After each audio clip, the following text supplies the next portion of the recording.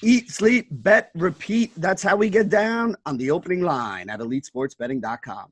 Today, I'll be your host today, Benny Ricciardi, and we're going to be talking a little bit of NBA action. Paulie was feeling a little under the weather, so we're still going to be all right because me and Frank are going to sit here and hold everything down here for today. We're going to go through the slate. We got 9 NBA games on tap for tonight, and we'll see if we can find some edges. So before we start, Frank, how's it going, bro? Good, man. How are you doing?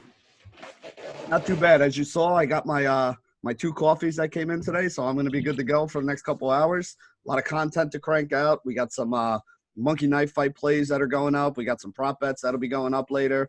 I know you do a lot of totals, so you'll probably have some totals up in the article as well. If we see any edges, we'll talk about here. So a lot of Just stuff added one as well. yeah, a lot of stuff going on here today. A lot of sports flying around. A lot of people doing content. So make sure you guys get over to elitefantasy.com and elitesportsbetting.com. Check it all out and, make some money with us. So like I said, we got 9 games here today, Frank. So let's get right into them. First one I want to talk about, Toronto and Charlotte. Toronto opened as a 4-point favorite. They're down to a 2.5-point favorite, which actually makes a lot of sense to me with them playing last night and being so banged up right now. Total opened at 209. That dropped as well down to 207.5. I liked it at the open with Charlotte. I don't know if I'm still willing to chase it now that it's coming down, but this is a game that I think I'm going to be including in some teasers where I can tease it up and get Charlotte plus 6.5. Like I said, Toronto is missing Fred VanVleet, Norman Powell, Pascal Siakam, and Marc Gasol. That's 4 main pieces of their rotation that aren't going to be in. So a lot of up in the air kind of things with that. I know these are usually games you stay away from, but anything you're looking at here, Toronto, Charlotte? Yeah, Toronto in the back-to-back as well, which definitely hurts them. Mm-hmm. You're getting a bunch of guys that aren't used to playing many minutes at all, and they've got to play back-to-back nights. They're on the road. I actually have the game closer to pick them, so I agree with the original movement, but I'm going to play it elsewhere. I just added the under onto the sheet. Under 208. I'm seeing 208 in some spots. It was 206.5 right before we came on, and it got bet up towards 208 with a little bit of vig, but I'm going to pay for it a little bit. Marvin Williams is questionable, I believe. Yep. But he's like a league. He's just like an average. He's slightly above average defender, completely average offense. So if anything, if he plays, it'll give me some value towards the under a little bit more. So Charlotte for me has been kind of my nemesis all year. Unfortunately, we played the last 2 unders with them. The two games ago it went to OT and went over in overtime, even though it was under easy in regulation. And their last game, they scored 75 points in the fourth quarter. I think it was like 39-35 or something like that in the fourth quarter, or 39-36, something like that, to just barely hit the over. So I'm going back to the well, and this is going to be one of those times where I'm like, okay, I'm done with these damn Charlotte unders if it doesn't hit. But over the last few games for Toronto with the injuries and everything else, Toronto historically has been about a league average pace team for a while now. Over the last few games, over the last week, they're 27th in pace in the NBA, and Charlotte is playing much slower as well. So you're getting some of the 2 slowest teams in the NBA, 25th and 27th over the last week, going up against each other. It's not a huge total to begin with, but I still like the under here. I've got it closer to 204 for the game. So instead of playing Charlotte, I'm just going to take the under, but I think you could get away with playing either one. Yeah, the way I really liked it this morning when it was plus 4 and I didn't bet it, and now it's already down to minus 2.5 for Toronto. So I may wind up putting this in a 4-point teaser. So this way I can get it back up to like 6.5 or so. I wouldn't even be shocked if Charlotte wins the game outright. But, again, I don't think there's enough value for me to take them on the money line here. But if you're going to give me 6.5 points, I'd definitely be willing to do that with Toronto on the back-to-back and all the injuries that they have and everything else there. So that's the way I'm looking at it. That's the way Frank's looking at it for the opening game. Next one is a tough one to talk about. We got Miami and Indiana.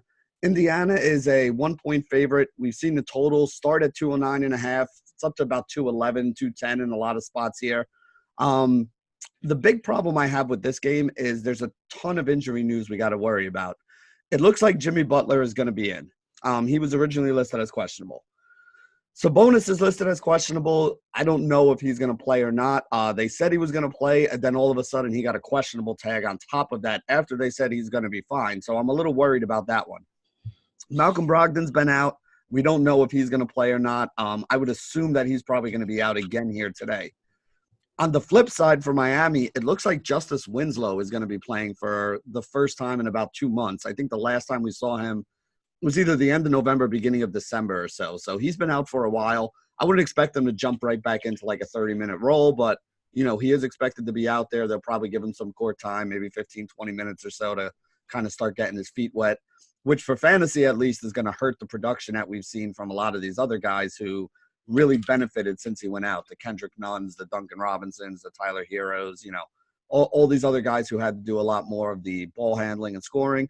And even some of the bigger guys who had to do a lot more of the rebounding. So this is definitely going to change the rotations around a little bit with him coming back. How much? Probably not much early on, but, eventually it will. Again, with everything up in the air right now in this game, anything you're really looking at, or is this one to avoid? No, we individually do minutes, per player. So just guessing that alone is going to be tough with guys questionable, Sabonis, all these guys in. If they're playing full minutes, that's one thing, but I really don't know. Just for reference, like if I put Winslow out, Sabonis in, Brogdon out, and just try to add a collection up, I do lean towards the under a little bit, but it's so tough to say, especially in Brogdon's case or Winslow's case, because they do have the ball a lot. So I'm going to avoid this completely. I'll probably avoid, these two teams. Well, maybe not Miami, but if Butler were to go down again or not play full minutes, I'll probably hold out on both these teams for at least 2 or 3 games just to see what rotations we're getting, if these guys are 100%, if they're still, efficient or not efficient as we expect, and then adjust from there. So complete pass here. Even if I were to get some finalized rosters, I'm probably still going to wait it out and see what goes on there. Yeah, I mean, from the sports betting side, I'm not touching this at all.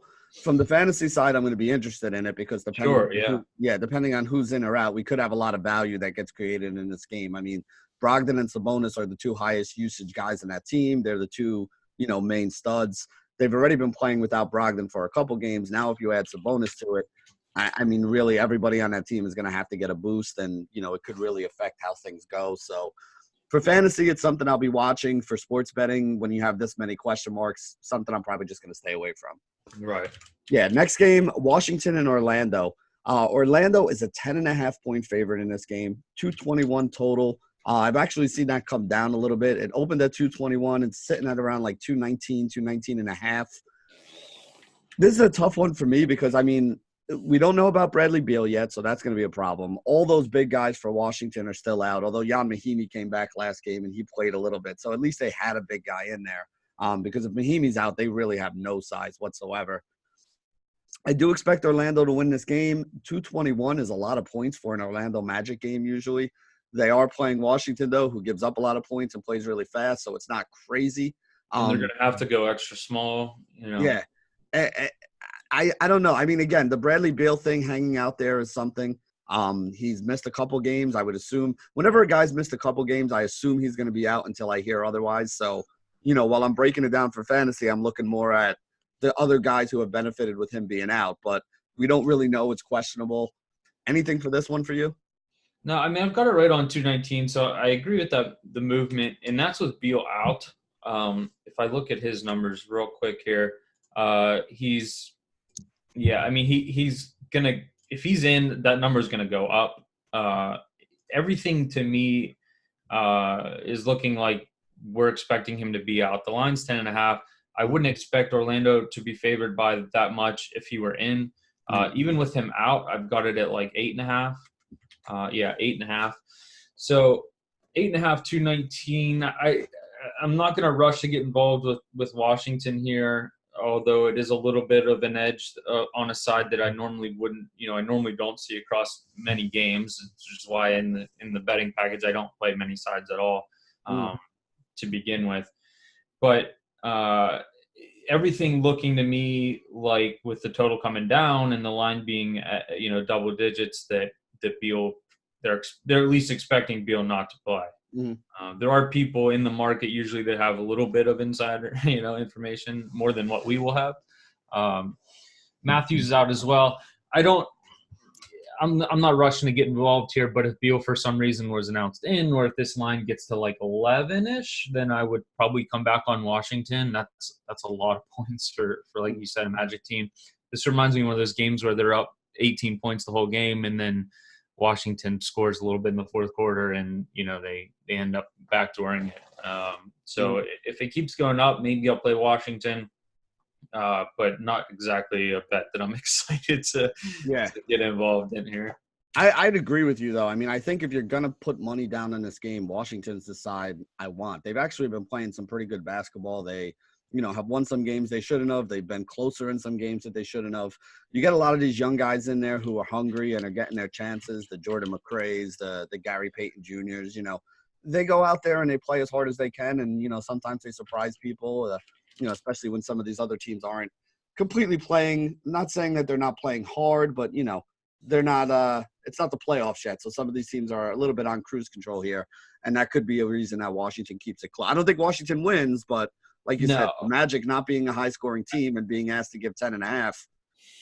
I don't think they just have the players available to win. Like I don't think that they have the stamina to last that whole game. They're playing with so many few. They're missing like 5 of their top 7 guys. So I just don't think that they have. The other thing too, like real quick, when I look at like their roster, not to spend too much time in this game, but like Washington, the reason I've actually bet Washington and kind of favored Washington quite a bit this year. And the reason for that is like their bench guys aren't really that bad. Like they've got some guys that are just like pretty average players, and probably 4 bench players. I would say they have an above average bench. That being said, you start to give these guys more minutes. It's like when in baseball, when you take the pinch hitter and start him because he's doing well pinch hitting, he becomes less efficient, right? Like when the lefty has to go and hit against the starting lefty, he becomes less efficient. So when these guys get more minutes, they're probably going to see their efficiencies drop off, if I had to guess. So that's another reason that maybe I lean Washington in this game with all these guys out, is because their bench efficiency numbers are good because those bench guys are playing against other bench guys. And when you got to throw them in again, against the better players, perhaps they're going to be a lot less efficient. Yeah, there's a big difference between playing a backup point guard and playing a guy who has a chance to be a, all defensive team on the other side with the first unit. So it makes perfect sense. And, that's the way that it kind of goes. So this is another one, like I said, if I had to bet it, I'd lean Washington, but I don't really have a strong lean in either direction. So I'm kind of staying away from it right now. Next game, San Antonio Spurs, Boston Celtics. Celtics opened as a 6.5 point favorite, down 5.5 right now. Total's been holding pretty steady, 219.5 in this game. The big injury news is Kemba Walker. He's not injured, so I shouldn't say injury news. He's basically been sick, and that's why he's been out for a couple games. So I make that distinction because when a guy comes back from being sick, you assume he feels better and he's going to be good to go. Guy comes back from an injury, sometimes they baby him, and he might not play his minutes.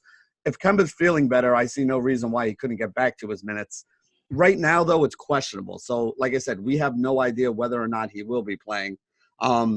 Anything you're looking at here in the San Antonio-Boston game? No, not at the moment.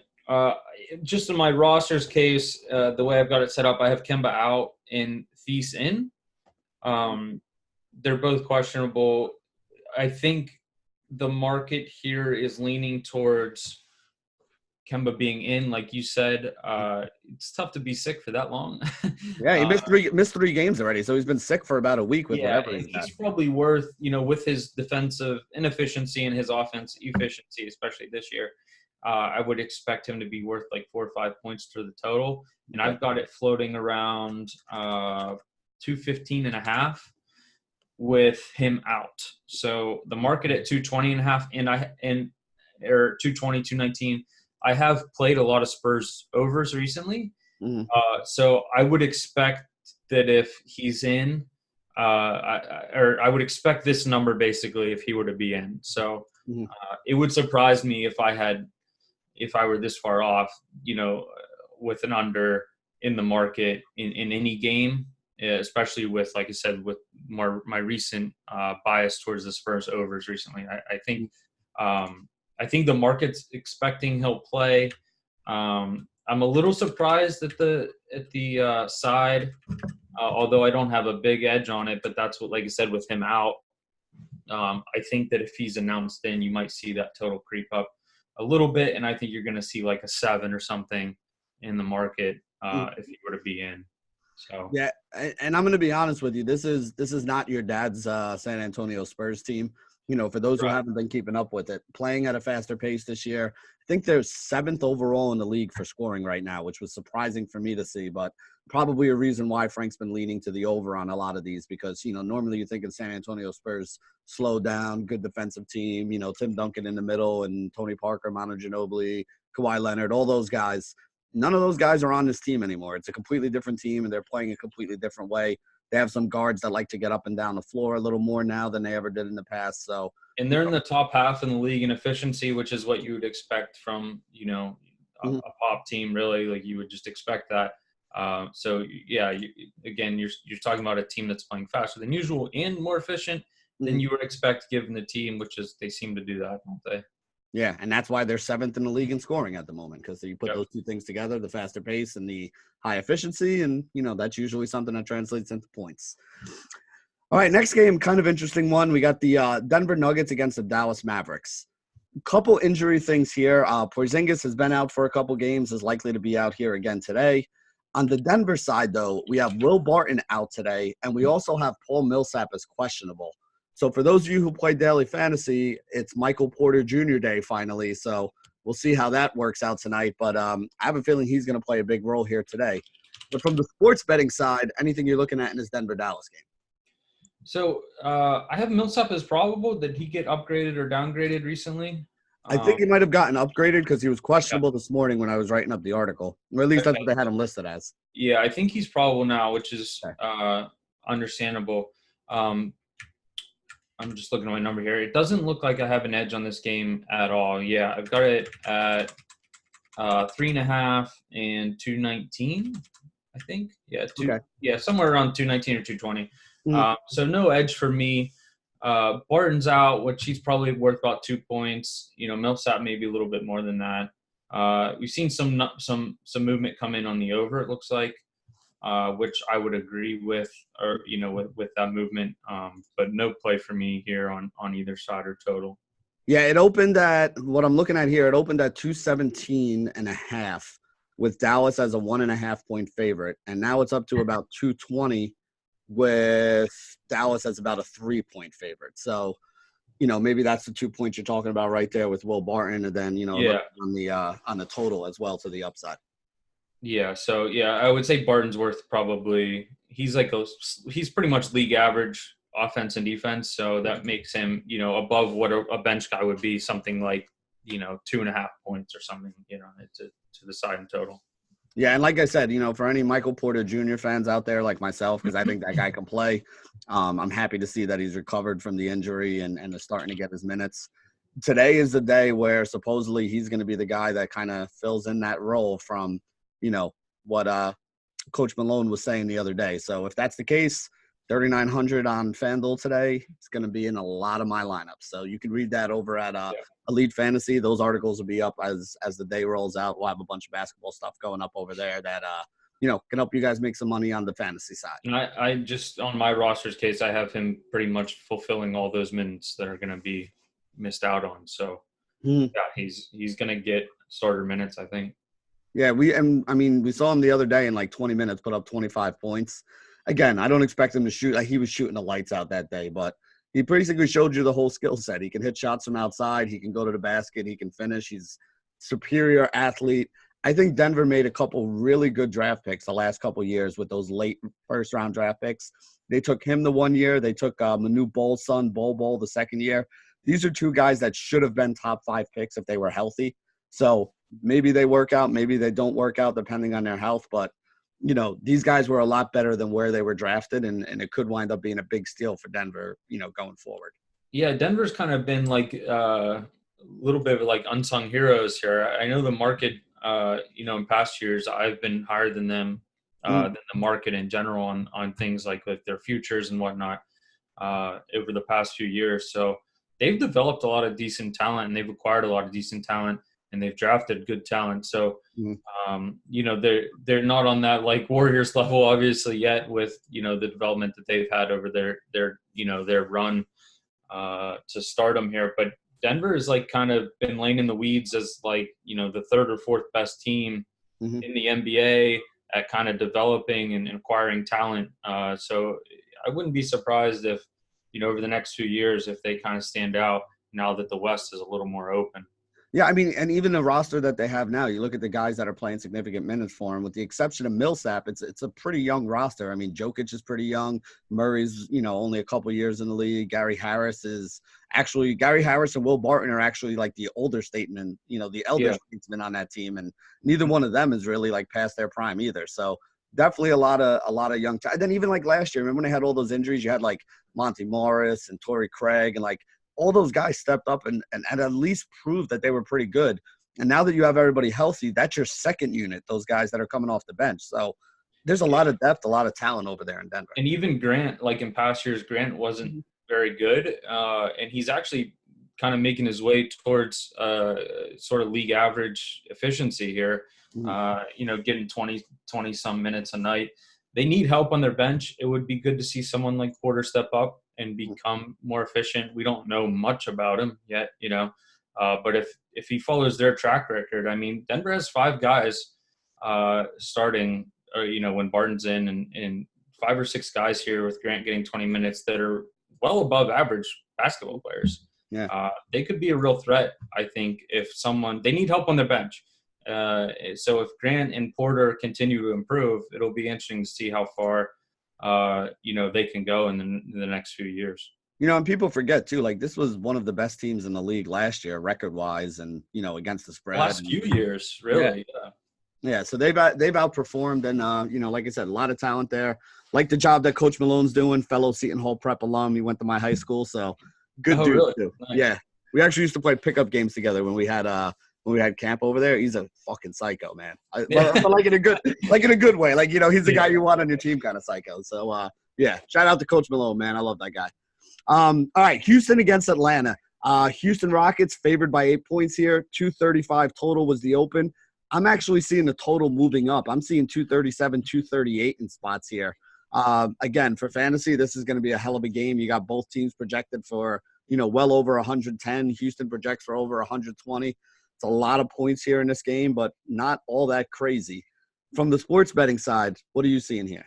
Yeah, so this was my biggest play this morning on that over. It was kind of hanging out like 236, and then I put it in and went to 237. Mm-hmm. I still liked it at 237. Now it's 238.5 in some spots. Mm-hmm. It's going to be going up and down. I think there's usually resistance at a certain number because kind of everything needs to match up when you play these big numbers. Yeah.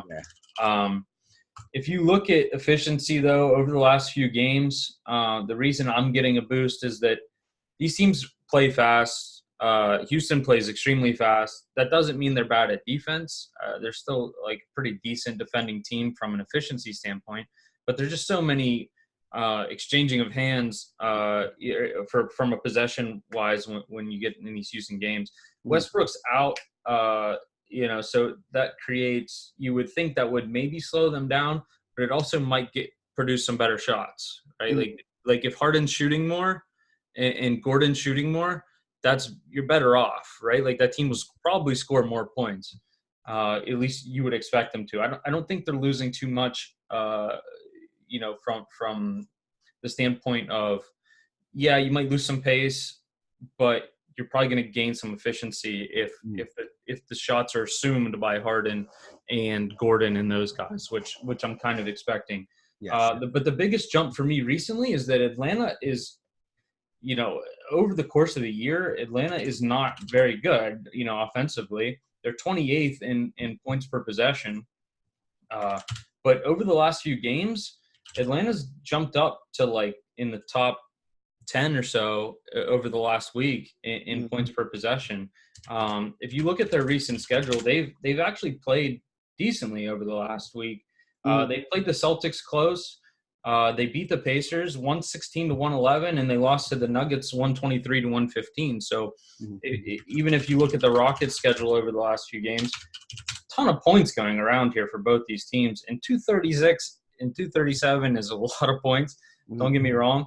But this is probably like the highest total I'm going to see all year. This is one of the fastest, from my model, this is one of the fastest games that I think you're going to see all year, given the more recent play.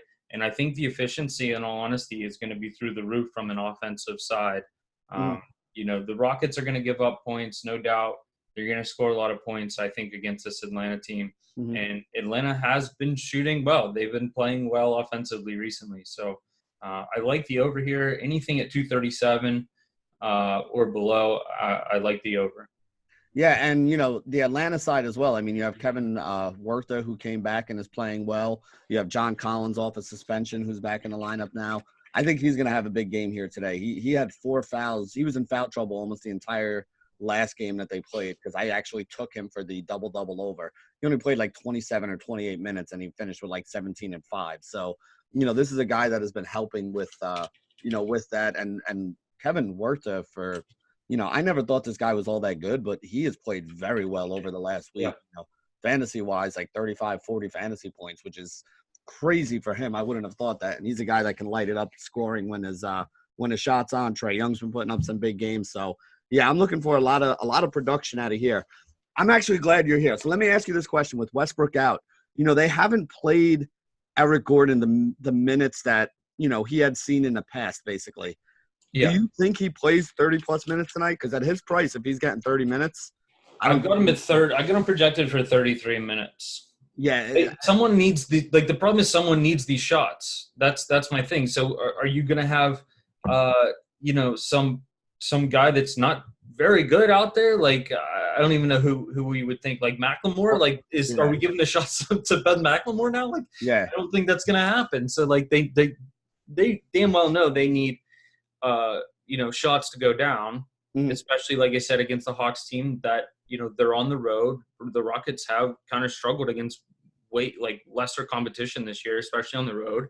I think that they realize that they're going to have to score points, and I think Tucker and Gordon and Harden are going to be the one that get all Westbrook shots as opposed to someone on the bench assuming them. I can't see this Rockets team that is so top heavy giving more shots to Austin Rivers. I just can't see it. God, and thank God, because I'm done with Austin Rivers in my life. So my assumption would be that Gordon is going to be holding Westbrook's position down, and he has a history there too. Like he's been a star for them in the past, and I think they'll keep giving him the ball. Well, still a great offensive player. Yeah, I mean the reason I ask is like last year, whenever Chris Paul or James Harden was out, Eric Gordon was like an auto start because he would just fill right into that role and. Would get the extra 5-10 minutes and would get the boost in usage, the boost in shots and all that stuff. He's been injured this year and in and out of the lineup. And even when he's played, they haven't given him big minutes. So I'm hoping that today's the day where they say, all right, buddy, we need you. We're taking the reins off. And, because if you give him 30 minutes, he's like in the low 4K range for fantasy. You give him 30 minutes, he should easily get, Yeah, I have him right at 33. So, and if you're Houston, unless he really struggles at the beginning of the game, and I find it hard that he would against this Hawks defense, but if he were to really struggle at the beginning of the game, maybe a shot's off or something, then I could see, McLemore or Rivers getting some more run. But if Eric Gordon is just Eric Gordon, I think he's getting the ball here. Yeah. So a lot of time we spent in that game, but I think we needed to because I think that's a game that's going to be real important tonight for fantasy. And, like Frank said, that's his biggest edge as well. And if you are watching this and you missed the line, over the course of the morning, there has been some resistance. I've watched this line now go from 236 to 237 to 238 to 238.5, back down to 237, and now it's back up to 238 or 238.5. So you might see this bounce around some more, and if you missed it, you could still maybe snipe something off if you're watching the board today. All right, so 238.5 seems to be the ceiling then where it's stopping. So would you see if you can get it at like a 237? Would that be a play for you there? 237 is good. I played 236 this morning. I would still play 237. It's a pretty big edge for me. So I'm hoping Gordon gets the shots and not Austin Rivers. I would agree because I think I have Eric Gordon in my cash lineup as of now. So hopefully we're right on that one. And if so, could be a good night to make some money. So let's talk about the next game here. We got Chicago Bulls and the New Orleans Pelicans. 223 was the open here. Pelicans favored by 5. I'm seeing Pelicans down to 4, seeing the total down a little bit, 222.5. Still some 223s as well out there. So really not that much movement on it. Drew Holiday looks like he's going to be out again. That's really the big piece of injury news. For the Chicago side, Wendell Carter Jr. is going to be out. That's the big piece of injury news for them. But neither one of these guys are questionable, right? Like they're both ruled out already. So it makes it a little easier because we can kind of analyze what we want now, knowing what is likely to happen with those two guys not playing. So how are you looking at this one?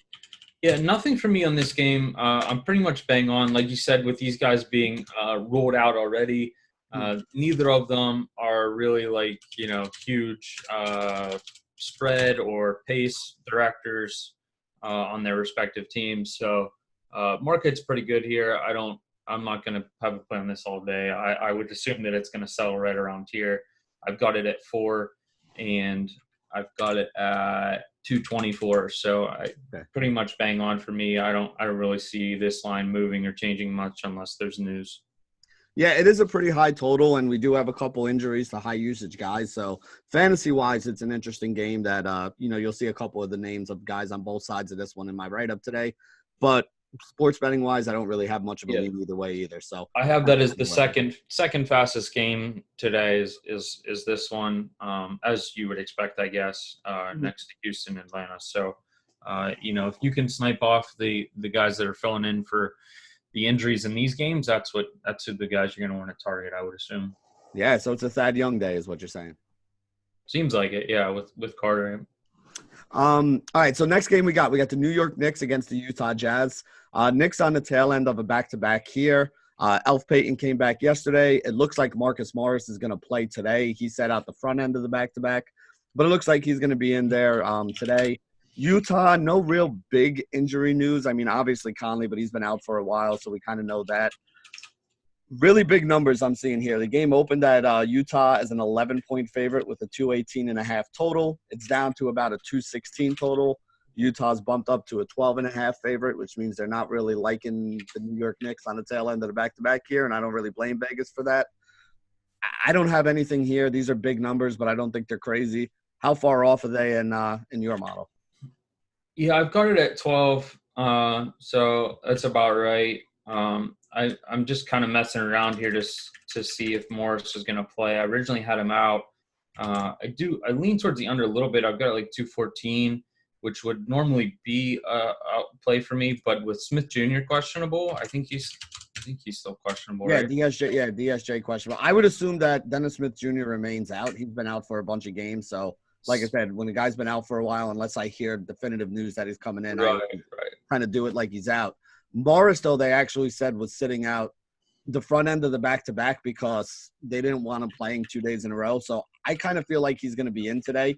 But, again, I know he is still listed as questionable. I'm leaning towards him playing, though. Yeah, so I'm pretty close here. I mean, Morris isn't a big factor from an offensive or defensive side, but Smith is if he's announced out, I wouldn't be surprised to see the number come down a little bit. Or I'm sorry, I'm looking at this now. So he's about an average defensive player. He's below average offense. Mm-hmm. So yeah, if he's out, like we're saying, I'm going to be bang on the number here because he's like a -2 offense. Mm-hmm.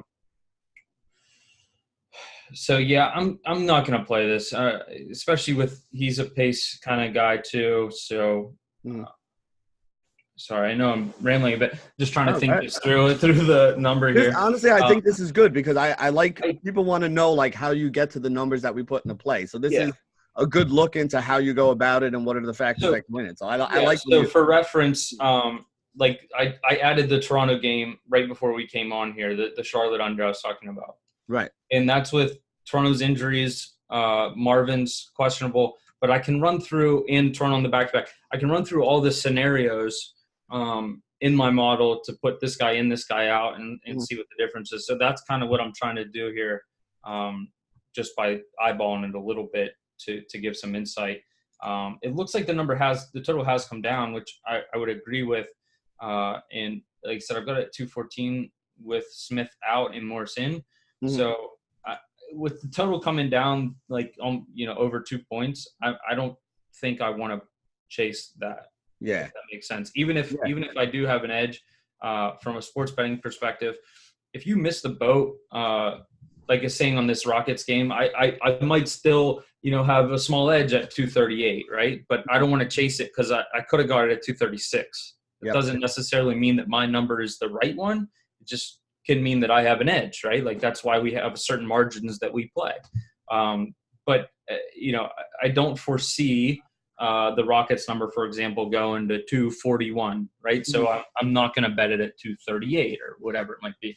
And in this game, I think the movement already accounted for what we expect to happen. And given the questionable status of both these guys, even running through the scenarios, sometimes I can still play it regardless of who's in or out. But in this case, I'm kind of on the edge. Yeah. And again, to build on what Frank's saying, this opened at a 218.5 and it's already down to a 216. So at 218.5, if his number says 214 in the model, that's a pretty big edge that we got there when you're talking 4.5 points. You already missed 2.5 points of that move. So hopping on it now, there's still a slight edge, but if you're going to play, you want to play the big edge that you had. You don't want to chase it and now take a small edge where, something like a foul at the end of the game or somebody hitting a meaningless three could be the difference between you going over or under because you got a smaller cushion. Right. And for reference, our ROI this year is around 5% for basketball in total. So if I were to play, say, all my edges or chase line movement or something, it might be 1 or 2%, right? Like just assuming it's still profitable at certain margins. I'd rather just invest more money in the 5% ROI angle than the 1 or 2% ROI. So on these games, if I want to get X amount of dollars down, I can invest more money in the Charlotte game or the Houston game or whatever it might be. So instead of chasing in the morning, someone else has sucked all my money out. I'd rather invest more money on my bigger edges than chase smaller ones. Yep. And that's why, for those of you who have Twitter, if you follow at Elite Alerts, as soon as these guys go and change anything in the betting package and get down on some of these lines and put them in the betting package, you'll get an alert over on Twitter there and it'll tell you. Because a lot of times, a lot of people are going to be watching this video maybe 2 or 3 hours after we make it at 10 o'clock in the morning. By 12 noon or 1 o'clock today, some of these line movements that we're talking about might have already happened. And at that point, the edge isn't there to chase it if it's 2 or 3 points off of, what the number we're talking about now, which is why it's a good idea if you have the betting package to get over and sign up for Elite Alerts as well. It pops up, it says like, Frank made a change in the NBA or, Benny made a change in NFL or Tommy made a change in MLB or, whatever sport somebody puts in there. Anytime somebody changes something on our bettings page, it'll give you an update so that you can hop on the line with them before things wind up moving. So that brings us to the last game we have here today. Milwaukee Bucks, Golden State Warriors. And the one piece of injury news that's a little bit interesting here on the Milwaukee side, George Hill is going to be out today. We could see some point guard Dante DiVincenzo is the news that I'm hearing, which, again, would make him somebody in fantasy that's kind of interesting. I'm interested to see what you think that does to the pace and all in this game. On the Golden State side, it actually looks like they're getting a little more healthy. Willie Cauley-Stein's been back recently, played well last game.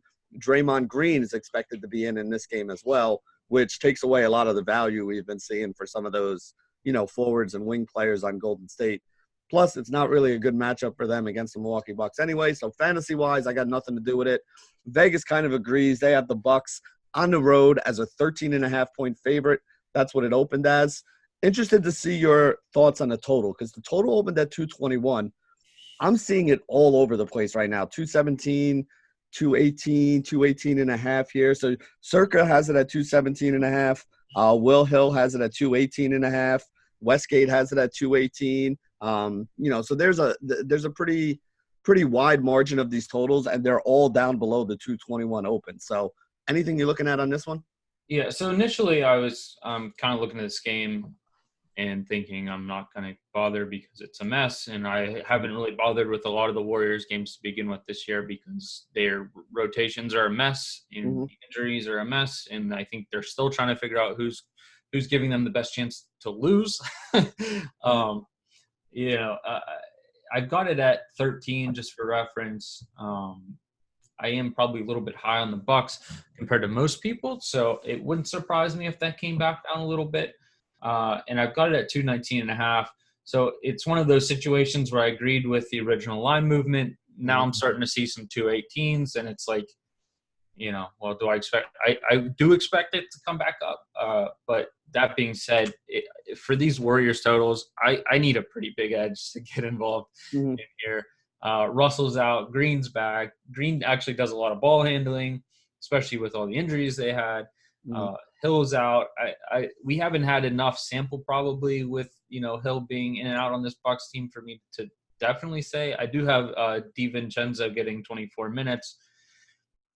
Yeah, I don't know. It's not a huge edge to begin with.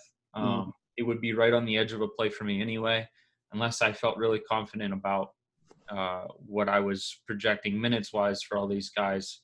I'm probably just gonna, you know, say screw it and avoid it. So unfortunately, only 2 plays for me today on a bigger slate. But the injuries this year have been so crazy.